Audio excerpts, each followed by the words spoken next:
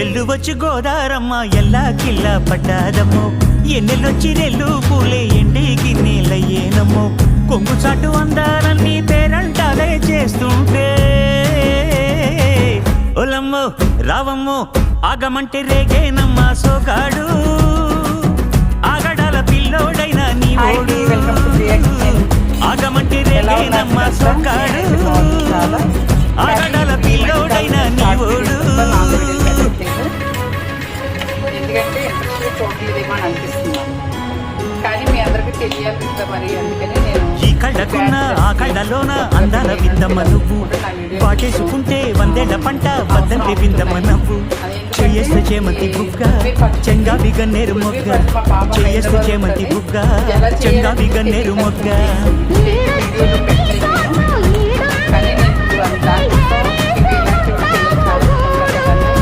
పెడుతున్నాను.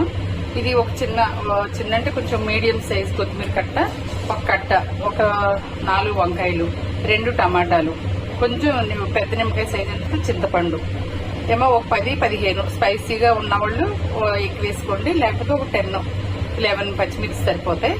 అయితే ఇవన్నీ కూడా మనం కొంచెం మినపప్పు, పచ్చిమిరపకాయలు, జీలకర్ర ముందు నూనెలో ఫ్రై చేసేసుకుని తీసేసుకుని తర్వాత ఈ వంకాయ ముక్కలు ఇవన్నీ ఒకేసారి వేసుకోవచ్చు, ఏం పర్వాలేదు. వంకాయ, టమాటా, ఇదిగోండి కొత్తిమీర, అందులోనే చింతపండు కూడా వేస్తే దీంతో పాటు అది మగ్గిపోద్ది అనమాట. కొంచెం ఉప్పు వేసుకుని ఇదంతా లూజ్ గా నేను చూపిస్తాను, కొంతవరకు ఇలా మగ్గించేసుకోవాలి, డీప్ ఫ్రైలో చేసుకోకూడదు, ఇది మగ్గించుకోవాలన్నమాట. మగ్గించుకున్న తర్వాత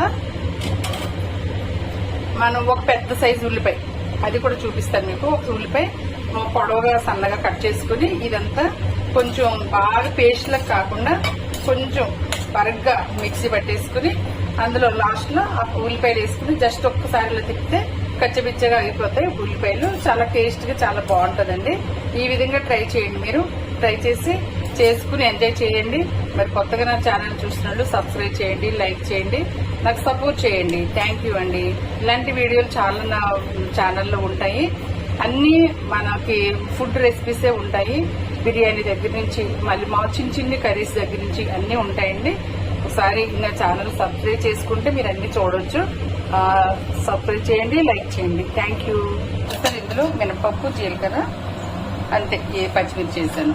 ఇంకొకటి ఏంటంటే ఇందులో 2 వెల్లుల్లిపాయ రేకులు కూడా వేసుకోవచ్చు, ఇష్టమైతే వేసుకోండి, లేకపోతే చేసేయండి. ఈ ఉల్లిపాయ ఇంకా కొంచెం ఉల్లిపాయ కావాలనుకున్నప్పుడు కూడా ఇంకా కొంచెం పెద్దది వేసుకోవచ్చు. ఇది శుభ్రంగా కొంచెం పెద్ద ముక్కలా కట్ చేసుకుని ఇది మిక్సీ పెట్టినప్పుడు వేసుకోవాలి, నేను చూపిస్తాను అది కూడా.